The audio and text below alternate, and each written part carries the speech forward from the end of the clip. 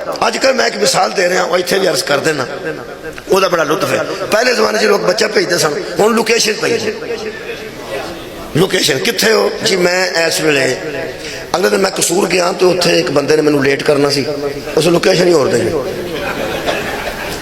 Location किसी घर की दे जी, मजलिस की दे, मजलिस में जावां वो घर की दे भाई देर लगे। इत्थे बंदा मौजियां वाले होवे ते लोकेशन इत्थों दी देगा भी मैं इत्थे हाँ, मैं इत्थे खारियां दा बंदा उत्थों दी लोकेशन देगा मैं इत्थे।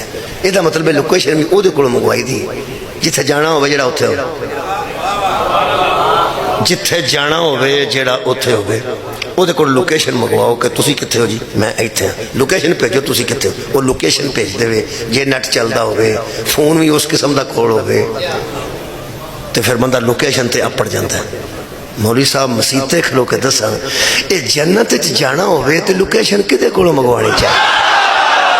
चलो बंदा ऐसे कोलों ते मंगवाए जेड़ा यकीनन जन्नत दे विच हो, यकीनन जन्नत दे विच होवे तो बंदा के जिथे तुसी हो ना, जिथे तुसी हो वो लोकेशन भेज दो।